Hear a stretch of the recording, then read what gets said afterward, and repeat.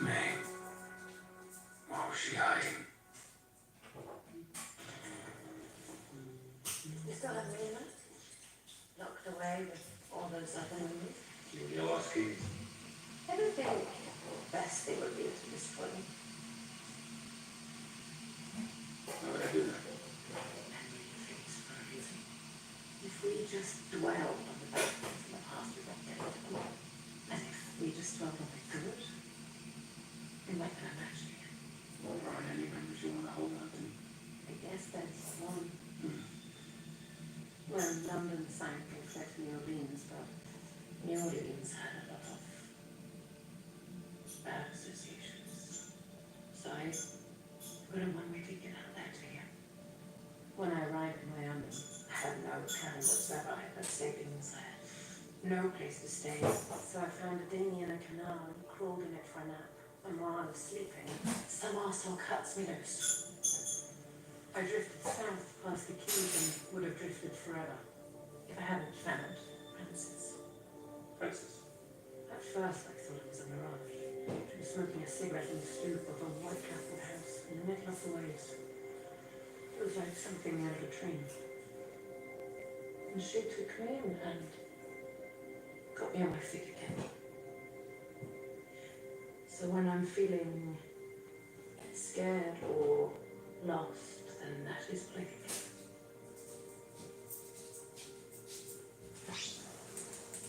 I think of a song my grandfather used to hum.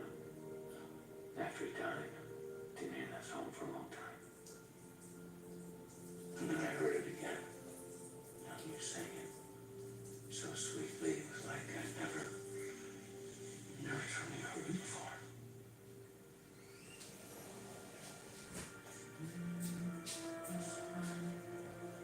You're smiling now. Catch my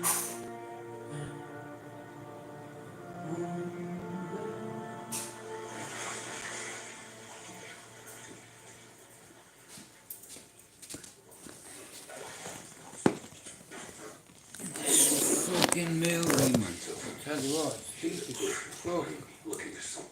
No offense, Dave, but what would you want to take from you? Everything of value I have doesn't belong to me. Right. Some bullshit memories. You're reaching. Come on, think.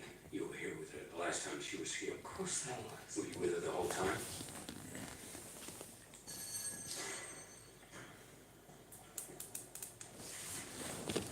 On Nick's not around for another hour. No, I wrote this for him, but this is for you. I was hoping to get this for you. Me, you fucker. Yeah, that'll do. Fuck it. That'll do. You don't have to, do you?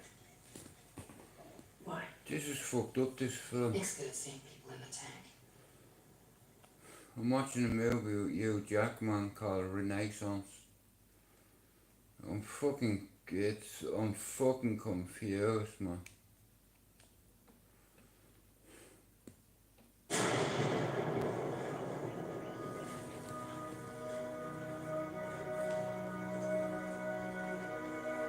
Why do you think you're so famous now? May, what was she hiding?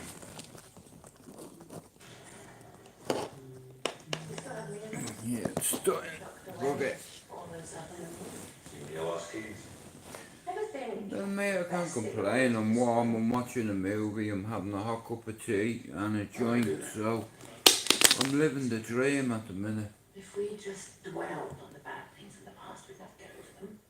And if we just dwelled on the good, I feel sorry for homeless people on a night like this, rainy Manchester, it's dull, one. you know. When London sank, There's a lot of lost souls in Manchester. New Orleans had a lot of That's one thing I've learned. bad associations. So You know what, fuck this, I'm watching something about Everest or something, this is fucking boring me, man. I love watching shit about mountains, they're majestic,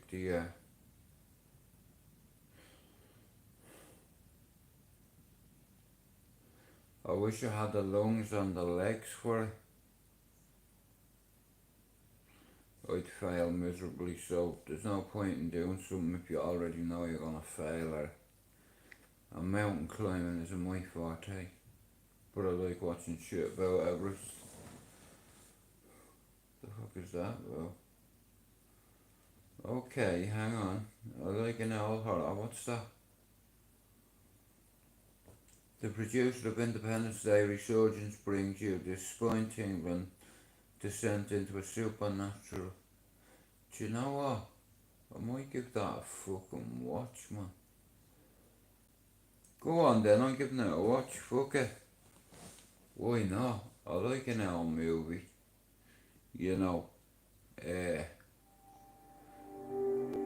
feel nice and calm. I feel nice and calm at the minute, so I'm all for that. You know, 70 days, man, off this milk stable. I'm fucking buzzing with myself. I am.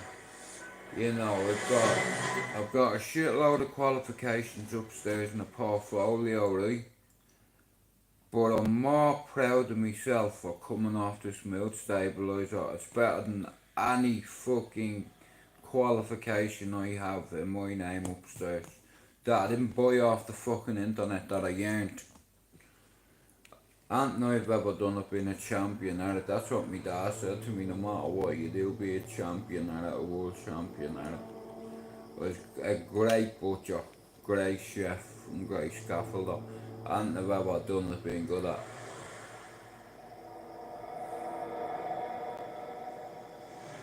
Yeah, and then me bastard back give in, me spine give in, so me spirit hasn't, but me body's fucked.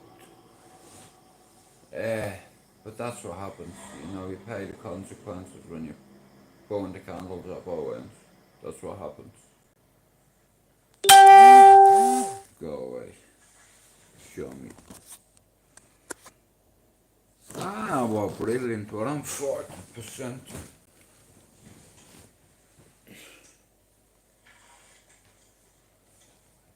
Oh shit. Oh hell, I'd have to cut that tree down. Fuck that shit, mate. Like I said, mate, I'm in a warm home. Hell no, I'm not watching that. Bollocks, mate. Hell no, I ain't watching it either, mate. My man's already under the cover, so I ain't watching this one. Hang on.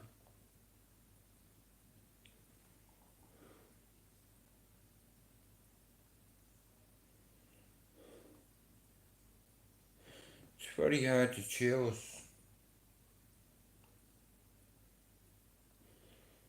No, you know what? I need a comedy, man.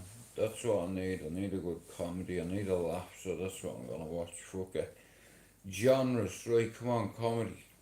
Right, back there. Get up there. Find me a comedy, baby. Right, what have I got to choose from? Okay. Hang on, let me see documentary. Have you any new ones? Let's see. I like a good doco.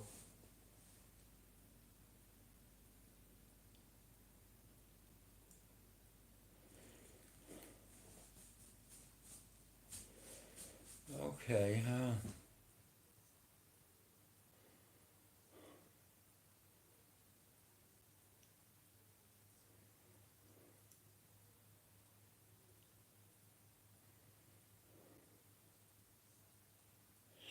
I don't know what to watch.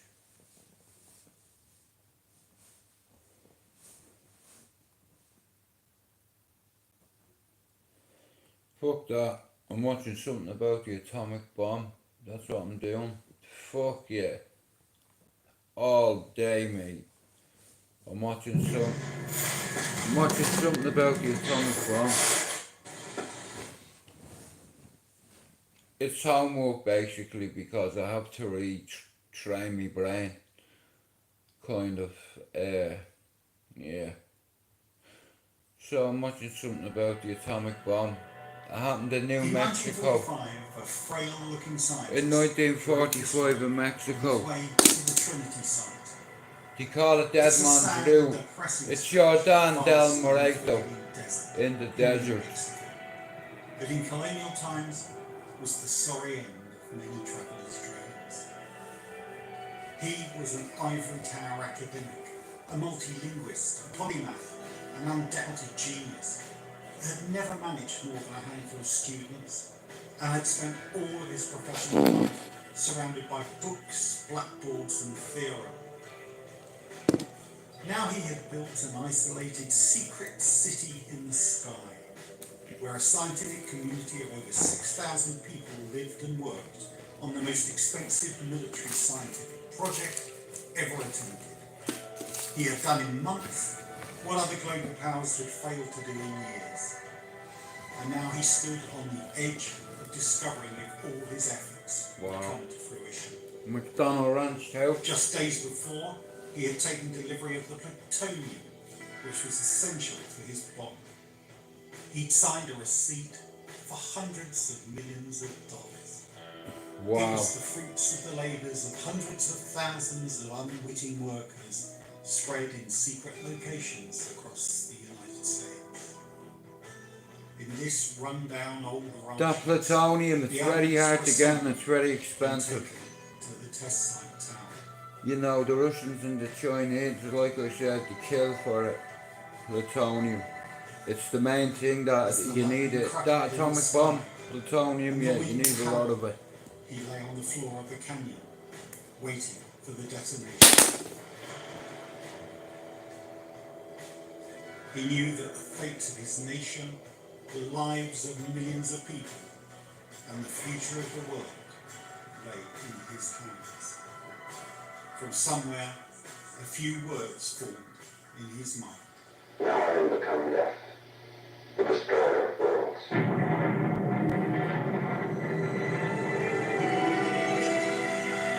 Oppenheimer, the real story, like I said, it's about the atomic bomb. Robert Oppenheimer grew up in a very Oppenheimer, privileged sorry, my bad, I pronounced circumstance. it wrong. Oppenheimer. He lived in a 10-room apartment on the Upper West Side. Here. His That's not parents my had kind made, of dog, took that. him quite a bit of money. I can tell already. He had I'm bored, we'll fall asleep listening to that. Right, come on, give me something decent. Oh shit, Apollo astronauts? NASA needed another 7 astronauts.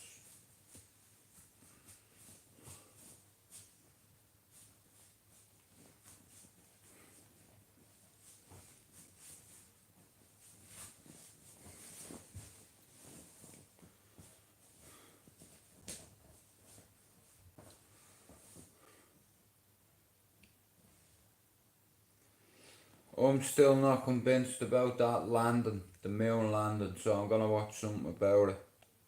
I think they faked the moon landing to hide what was going on in Vietnam, in the jungles. They were killing kids with napalm. Motherfuckers, you know what I mean? They weren't just killing kids, they were raping them in front of the mothers and letting the mothers see, then raping the mothers and killing them. That was all hid.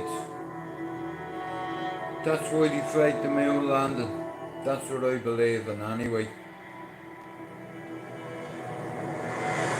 Me dad, he said to me, Jude, Amar, Jude, if they went to the moon, why haven't they went back?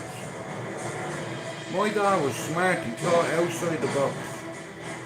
Why haven't they gone back? Vietnam was going on. They were blowing villages up, they were raping and killing kids in front of their mothers. Raping the mothers and then cutting their throats, you know. And in certain things, and like I said, you know what I mean? A lot of fuckery went on in Vietnam, big time. The American people didn't want it, the world didn't want it. It's the government that makes the decisions.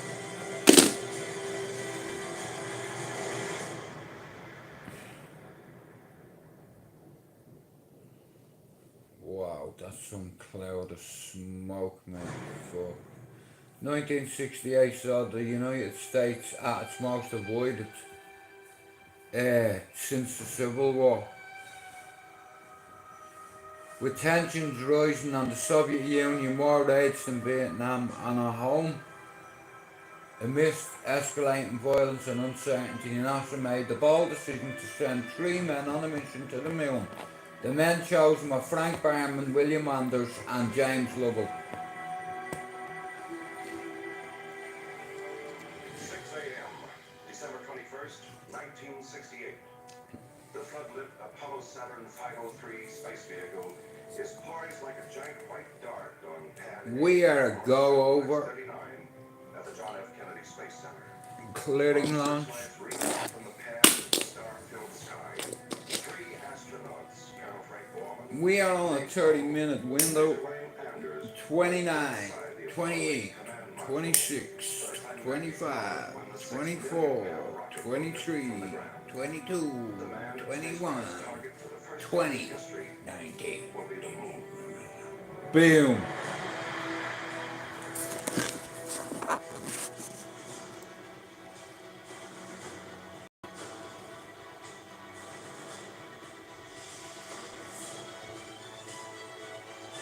You have 15, 14, 13, 12, 11, 10, 9. We have ignition sequence start. Boom. We have an ignition sequence. Where to go. That's it. That's like that, look. Thumbs up. Where to go. Over.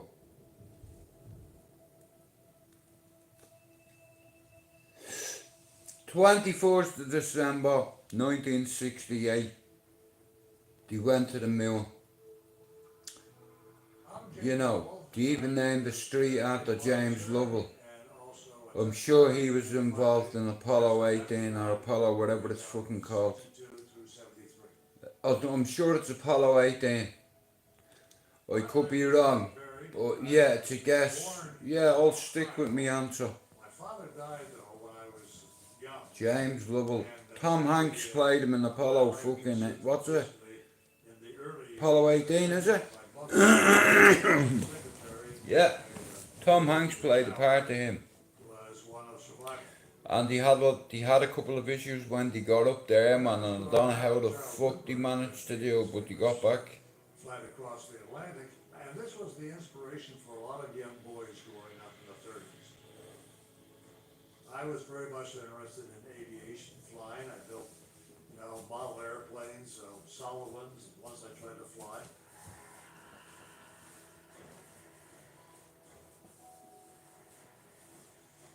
When I got out of college, I hoped that I would become either a naval aviator or get involved in aviation. Wow, that Montana is fucking beautiful. Look at that. Imagine living beside them mountains.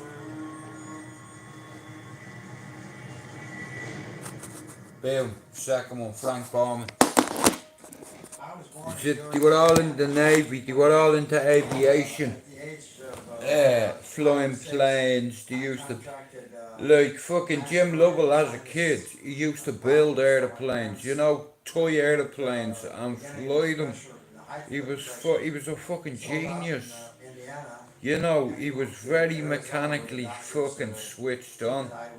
He was very creative and he could adapt in very high pressure situations. Like real fucking pressure, like going to the moon isn't like going to the fucking dentist. You know what I mean? At least you have a fucking, like I said, when you go to a place like the moon, somewhere where we know nothing about. Major William Anders, United States Houston, NASA astronaut. we have a problem. What's that? We just fired up the boosters and we've had a fire and loads of our circuits have been burnt and we are so fucked. Our oxygen levels are decreasing and we haven't got long up here. And for the time we have up here, we're going to be cold as a motherfucker because we've switched everything off. Everything electrical's been switched off. That means zero heat in a place where we're not meant to be.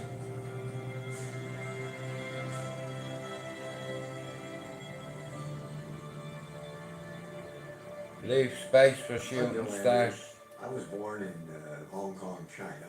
My father was number 2 officer, the executive officer of the USS Panay, picking up people who were trying to escape the Sino-Japanese War. We happened to be in Nanking when the Japanese bombed the ship. The captain was taken out with the first bomb. My dad, who was gunnery officer, took over. Shout me Queen, man. And even though it got him Navy Cross, it didn't save the ship, and eventually they had to abandon it. I love warship. You know what I mean? It's my favourite topic. It was pretty badly wounded. I love anything about espionage and propaganda and connected to the San Diego dictators, rulers, tyrants, so he was conquerors. actually retired, much to his You know, disappointment, alpha and males reserves, that but went almost on to immediately, change history. call back in when the Japanese attacked Pearl You know, Harbor. like I said, see when the Japanese attacked Pearl Harbor, a conscious decision was made in Parliament, and it went against what everything that Constitution stands for, and they dropped the fucking bomb on Nagasaki. You know, like I said, when I have a theory, my brother has a theory, my father had the same theory. Jude, if they went to the moon, why didn't they go back? They used Vietnam as a cover for the moon. And I was like, you're off your fucking nut. But when I got older, I was like, you know what, you're fucking right. Why didn't he go back? Ask yourself that. Why didn't he go back? If you go to the moon, right, why didn't he go back? Tell yourself that with the technology we have today and the technology they had back then, why didn't he go back? For exploration of the upper atmosphere. I didn't understand half of the book or the pamphlet, but it got me really interested. So towards the last part of my In all fairness, education, I started with I think it was a ruse, or ruse, whatever you call it, you know what I mean? trying to build a liquid fuel rocket, but we soon But found out that was it's a bit, I'm a bit torn between whether they actually went to the moon or not.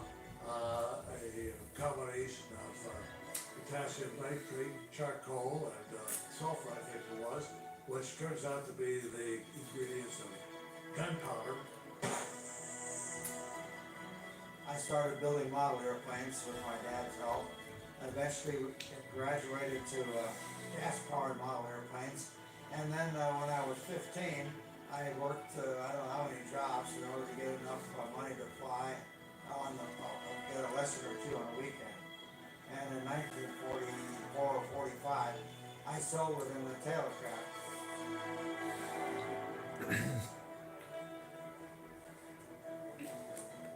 My first aviation experience, first flight in an airplane, was after my dad retired after the war. We went to a small town in southeast Texas. And I remember one day going by this cattle field, and here was a biplane airplane parked out in the field. And they had a sign on the fence, biplane rides, $15. Well, that was big money in those days. I'm watching a thing about the Apollo crew that allegedly went to the moon. We went out and While they were dropping bombs, and he asked me napalm if I'd like to do on movies. villages, raping children, killing children, Sure. making the mothers watch, and then raping them and killing them. And it was all covered up. So we did Why didn't they go back to the moon? Ask yourself that. To the ground. To make a long Why? story short, we flew around a little bit, landed. Look at the technology we have now. Why? And that afternoon, coming up to the same field, here was his airplane with its nose buried about 2 feet into the passenger. I guess the guy had. Why didn't he go back to the moon? They killed the passenger. And Answer me that.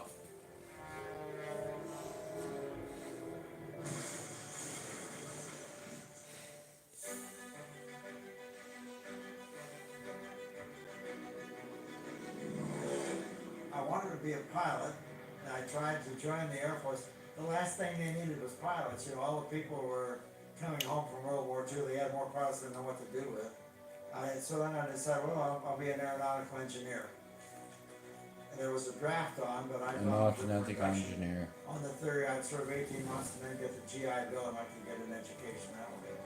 This is Camp Buckner, West Point Summer Training Site, where each year cadets of the United States Military Academy, who have just finished their plebe year, engage in a program of planned military activities. Oh yeah, baby.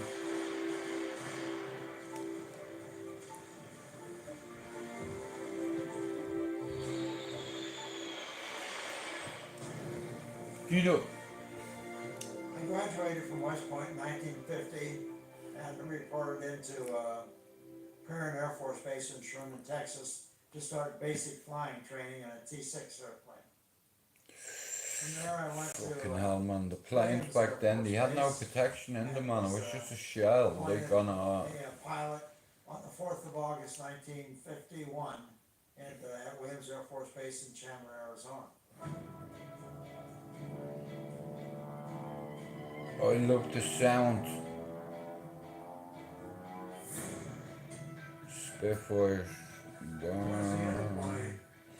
When Hitler was dropping bombs on Liverpool, the Scousers. Hey Paul. When Hitler was dropping bombs on Liverpool, the Scousers were climbing the roofs at Merseyside, Anfield, and writing in loads of big letters in paint. Hitler, you can break our windows, you can break our factories, you can even break our homes, but you'll never break our spirit or will or our heart. And I find that very endearing. It's so brave, you know, and Liverpool is like City of the Brave, you know, because there's a lot of brave men in Liverpool. There's a lot of alphas in Liverpool, in fact. Real people, you know, who show their face, who don't give a fuck, you know. Proper Scousers, not nerds. Proper Scousers that are about it, you know, not a nerd. World War II, found out that most of the People that have been behind the door, like Sam Walker, man. I like what he does. At least he gives something back. Regardless of what people say about him, I don't know the fella, but I've seen a few good things that he has done. You know, people should be recognised for the good things they do in our community. You know what I mean? I went to the University of Wisconsin for 2 years in a mechanical engineering course, and when I was finished there, I was sent down to Pensacola, and I was starting my naval training. Suddenly, I got from the Navy Department a set of orders that if I was still wanted to go to the Naval Academy, I should report to the Naval Academy. And consequently, I dropped my career at that time in naval aviation, and I went to the Naval Academy at Annapolis, started all over again as a plebe in 1950. The Korean War happened. And a lot of my contemporaries... I'm watching something about the war, Paul, a documentary. Basically, it's about Apollo 18. First to the Moon, it's called. Basically, it's about three big superpowers: China, America, and Russia.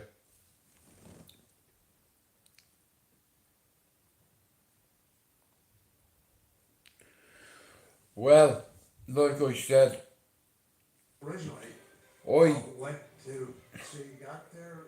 like, my dad had this theory, War itself, and never got and to the last 2 years of he said to me, Jude, Fortunately, do you know why I don't believe the Americans went to the moon? And I said, go on, I know you're going to tell me that. He said, because they've not gone back. And that fucked with me for ages. I was like, you know what?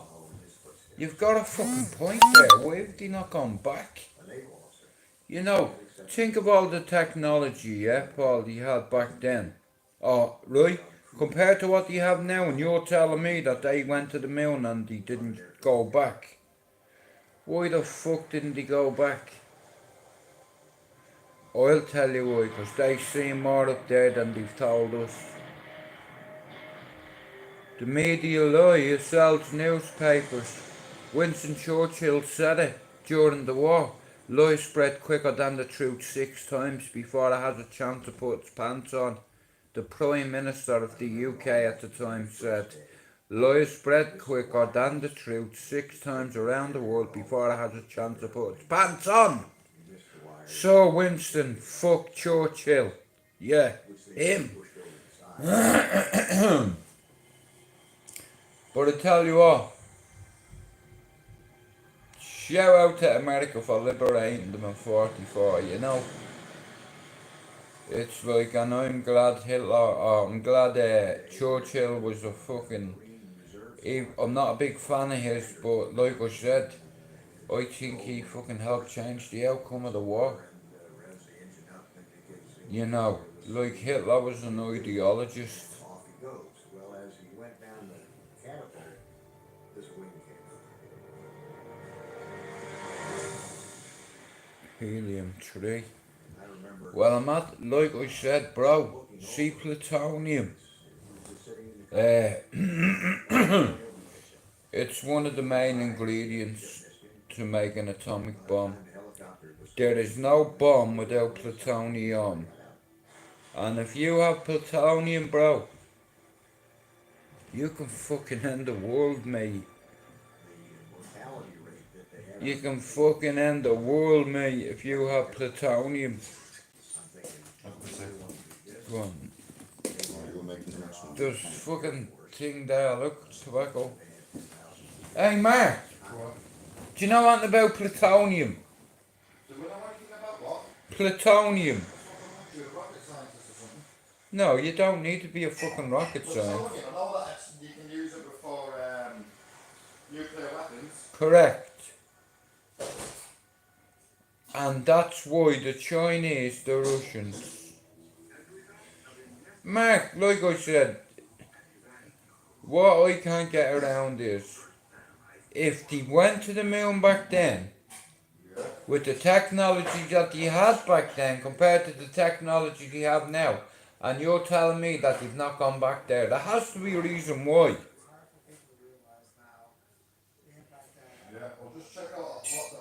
Well, I'm watching this thing about Jim Lovell, you know, my man off Apollo 18, and he was in the Navy, bro. He was a fucking SEAL that become like a fucking pilot, and he ended up going from a Navy SEAL to a pilot to an astronaut. And I'll tell you one thing, bro, I don't know how they got back from space either. They had God with them, I'll tell you that, man. Uranium shells dissipate, uranium covered from nuclear power stations, yeah, I get that. And it's very expensive, Paul. Plutonium. Yeah. Fucking. It's a commodity now, though, isn't it?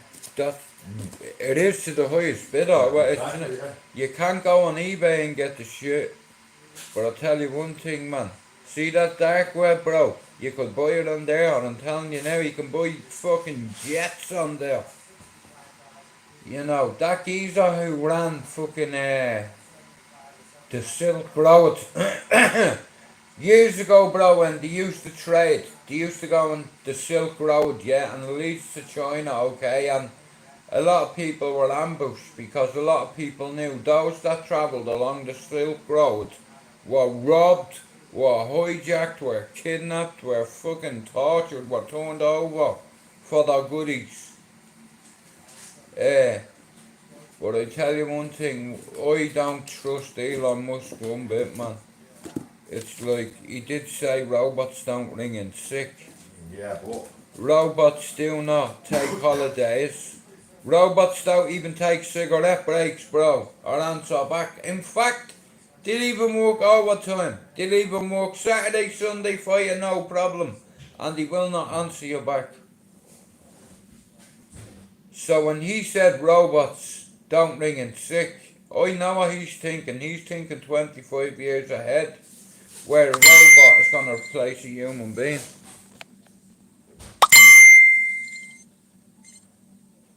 I went into the field aviation training, graduated in February of 1964. One sec. I don't know. Oh, fuck's sake, man. Oh, 32 shit. people that they tested over a period of time. I was the only guy to flunk the physical. I think that the wellness clinic just had to flunk somebody. They couldn't prove all 32 people because that would make them look bad. And consequently, I was not accepted. I went back to Virginia Beach to start training some of the new pilots coming through on how to operate and fly the Phantom airplane.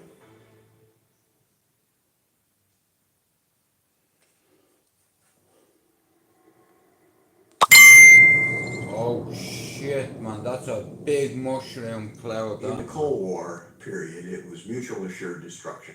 So neither side was going to do anything really, in retrospect, to upset the nuclear apple cart.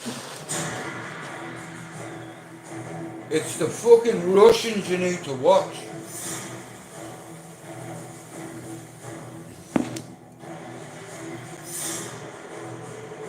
I was trained as a Cold Warrior, and even though looking back, the Cold War seems kind of silly, its outcome in other wars seemed even more silly.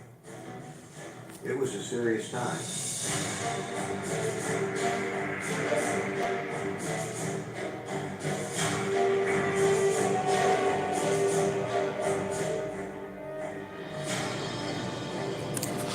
I love watching this shit, man. 1961 Soviet cosmonaut Yuri Gagarin went to fucking, he was the first one. Know what I mean? Very brave man.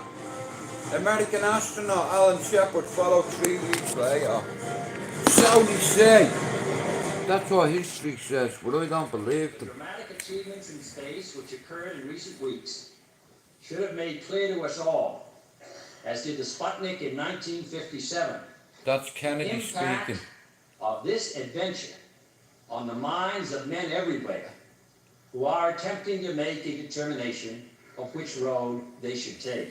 That's why they I killed believe that Kennedy. this nation should commit itself I'm to telling you achieving the now. goal before this decade is out. And then they of killed landing the a man Harry on the moon Oswald. and returning Jack safely Ruby to just the Earth. turned up out of nowhere and When shot him in the Kennedy- head. Get the fuck out of here with that. And they were going to put a man It's on no the moon. coincidence. And that was about 2 weeks after Alan Shepard made that suborbital 15-minute flight into the Atlantic. Yeah. They I didn't was want in the Kennedy. space program yet. Like I thought, said, man, they had to that kill guy- that. They had to kill 2 years Kennedy. before the end of the They decade, blamed it how on they gonna do Oswald. that? And Jack Ruby walked into a courthouse unaided and got past Secret Service agents and shot him in the head. And Get the we fuck out of here, man. in applying again. Well, I said nothing ventured, nothing gained. Yes, I'd be more than happy to. So the Navy submitted my name one more time. NASA was selecting the second group of astronauts. The first 7 had already been selected, they were flying Mercury, now they were looking for the second group. So I volunteered.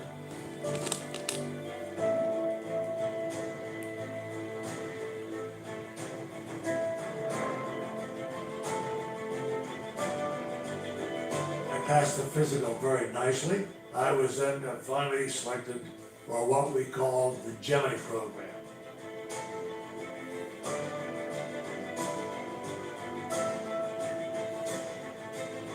I went in and told Colonel Yeager then, and I said, "Oh, Colonel, I got good news today." He said, "What's that, Borman?" I said, "Well, I just been selected to go to NASA."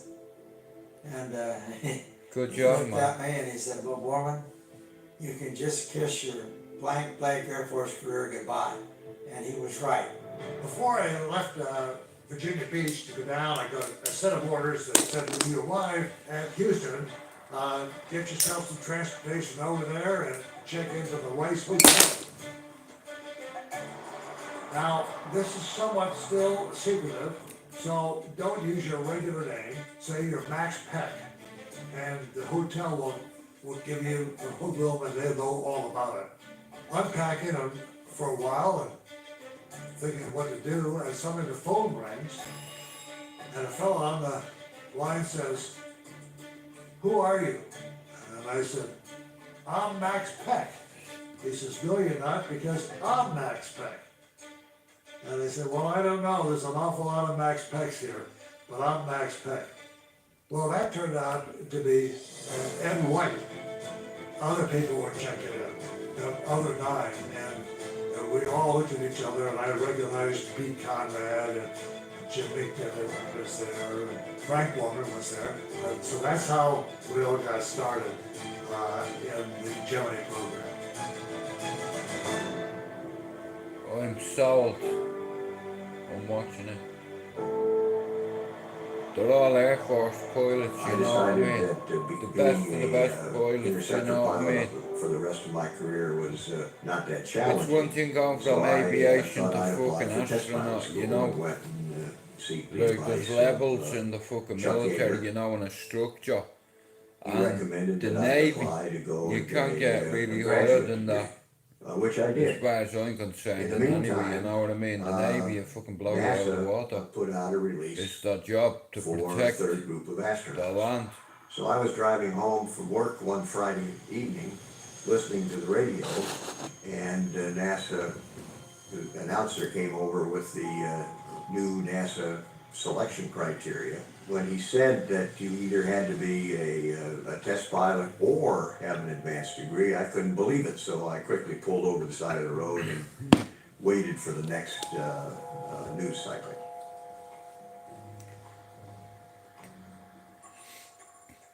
To my surprise, on my birthday in 1963, I got a call from Deke Slayton saying, "How'd you like to come to work for us?" Which I accepted immediately. Fuck and yeah. Totally amazed that I made it that far. Wow. The next day, I get a call from Chuck Yeager. And he said, "Well, Bill," he said, "keep applying, but you didn't make it this time. But keep applying." Then I made the first of a series of errors. I said, "Well, Colonel Yeager, I got a better offer." "What do you mean you got a better offer?" And I said, "Well, I was just, I got a call yesterday from Deke Slayton saying I'd been selected for the Apollo program." He said, "Not possible." I said, "What do you mean?" He said, "Because I sat on the screening board for the Air Force, and for all those forms that were filled out, we threw every one of them out if they hadn't been test pilots." I said, "Well, Colonel, it must have been that letter I sent to them in parallel." Well, he went ballistic, saying that you made an end run, you went out of channels. This is Chuck Yeager. I mean, out of channels for Chuck Yeager, that's spent his life out of channels. But, so he said, "I want to have you thrown out." Well, I immediately called Deke Slayton, the head of the astronaut group, not realizing that Deke Slayton and most of the astronauts, the Mercury astronauts, did not like Chuck Yeager. So when I told Slayton this, he said, "Don't worry about it." And I didn't realize that locked me in, since he didn't like Yeager very much.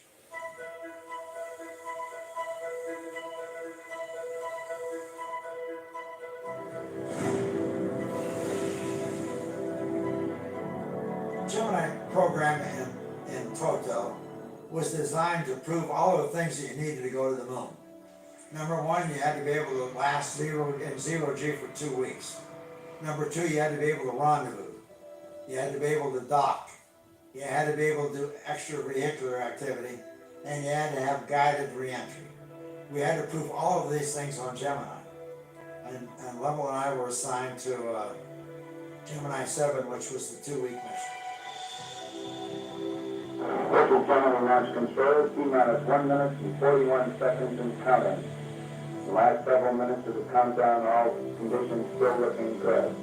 Fucking love them, Down man. the final moments after countdown, the launch vehicle first stage engine will ignite and build up some 430,000 pounds of thrust. When 77% of this thrust is reached, the launch vehicle is released from the pad. All this takes a matter of seconds, some 2.5 to 3 seconds. T-minus 1 minute and counting. T-minus 1 minute and counting. T-minus 50. T-minus 40 seconds and counting. The astronauts have been alerted that the three valves on stage 2 that permit the oxidizer to come down into the engine compartment will be open. T-minus 30 seconds and counting. T-minus 25. T-minus 20. Tick tock. Tick tock. Here we go, baby. We are ready to go. T-minus 10, 9, 8, 7, 6, 5, 4, 3, 2, 1.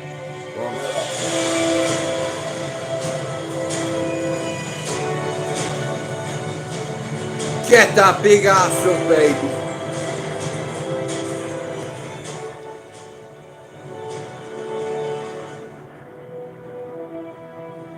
That is a beautiful sight right there. What a sight, man. Oh, you are in orbit, baby. Go on, girl. You. I've flown a lot of airplanes, but I've never had ridden a rocket before.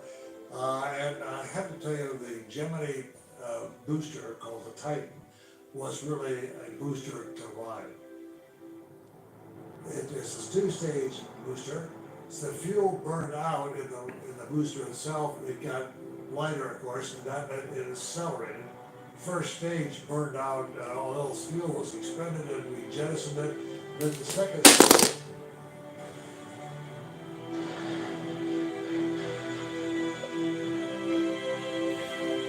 Wow.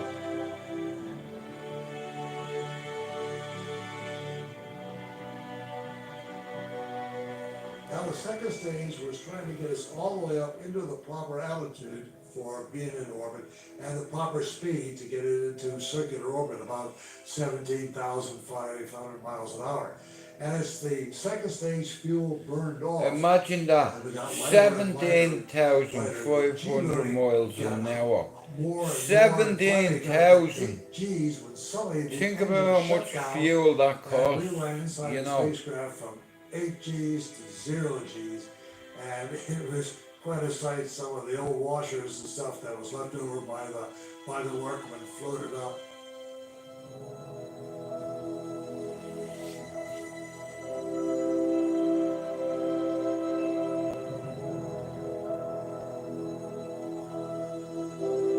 Space.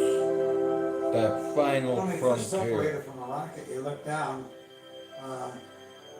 I frankly thought it was like flying a fighter airplane at a very high altitude. You could see, of course, the clouds below you and the oceans, airports with the runways laid out, and you see railroads and freeways. And it was very much like flying at very high altitude in an airplane, except Wow. 17,500 miles an hour. required Lovell and I to stay in the cockpit of Gemini. You know what I mean? capsule, Think about how many G's smaller you're than the pulling front there, seat of a easy, eh? Volkswagen. You know what I mean? Then you For go 2 to weeks. zero gravity when you fucking go through the fucking sound barrier or I whatever it's think fucking 2 called. weeks in a Gemini capsule. Your boosters will trying to separate get into out of 2 pressure parts. suits and do It's some a flying 3-stage woman part. is a real challenge.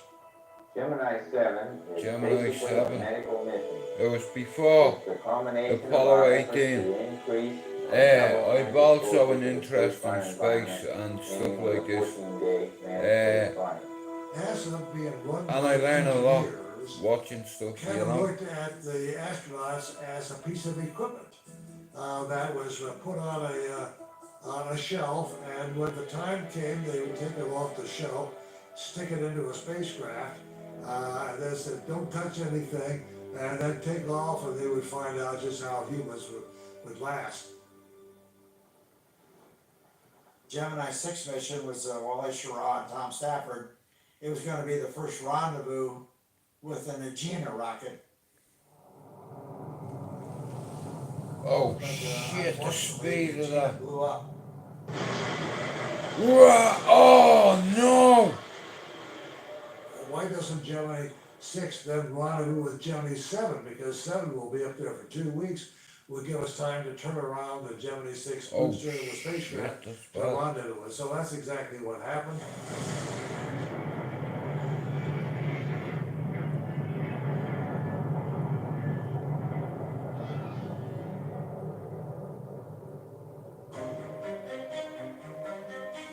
Wow. Space, the final frontier. Wow. That's something else, man. That fucking hell, man. Imagine being able to see that. Look. Imagine looking out the window and seeing that, man. The controllers here think they heard Tom Stafford say that he had the spacecraft inside the 7th spacecraft with its blinking lights and 12 o'clock high. We have had no conversation by Commander Reed at this point. And as Chris Kraft observed earlier, the ground has done all it can at this point through computations. It's all up to them now. We're standing by. We'll come back to you when we have additional information. This is County Control Houston. We've been up there maybe 11 or 12 days. Gemini 6 came up. First it looked like a star. Eventually it came right up to us, and there was Wally Schirra and Tom Stafford flying within a foot of us.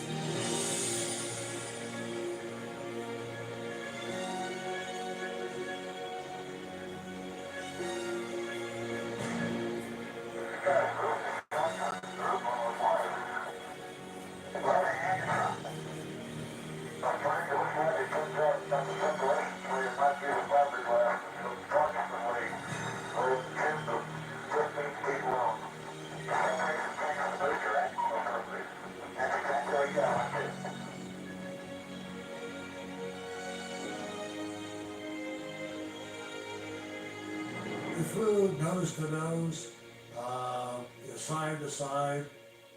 We found out that flying the 2 spacecraft using our attitude thrusters was very nice, even though, of course, we didn't have wings, but we had thrusters in zero gravity and vacuum the space, and it was a very successful flight. We came to the conclusion that, in Gemini 6 there were 2 How the fuck are you gonna get back? graduates of the Naval Academy. And in Gemini 7 there was another Naval Academy graduate, Jim Lovell, and Frank Woolman was a West Pointer. And it was just that That's time how was they come up with Apollo 18. And so when Gemini 6 went up to rendezvous us and during the position that we were nose to nose, Tom Stafford held up a little plaque that said Beat Army. I took the picture, and it was then known as the highest Beat Army rally known. That picture's sick, man. Like to do with space and our space. So that's what I'm doing. I'm watching something about space. How are you doing? The re-entry, you fire 3 solid retro rockets. And you fire Right, what time are we on? Right, 6 minutes and I'm fucking off. Like I said, I'm chasing the number and I won't stop until I go past it. Anyway, it's like flying an instrument planning system on an airplane. It is now corrections on an airplane, you only make 3 to 5 8:15. You're making In 6 minutes I'm gonna go. Hope you all have a good night. Shout out to everyone suffering with mental health issues. Save your tissues for your own issues. But if you don't talk about your mental health, how are people meant to know? If you're feeling sick, there's only one place to go. You present yourself and it is like a fucking circus or show. Men need to reach out more. Mental health is killing too many men and women because they're taking their lives. So if you're ever feeling suicidal, there's helplines out there for you. There's the Samaritans. If you can't talk to your friends, your family, your mates, your cousin, your uncle, the Samaritans is out there, guys. And I fucking emphasise, I am rooting for everybody who has a black heart on YouTube. I am rooting for everybody in the world who suffers with mental health. I want what you want to get better. And I don't think that'll ever happen. I just have to cope with it. That I'm mentally unwell and I'll always be like that. I'll just do what I can do. Good night, YouTube. Peace and love. Do it.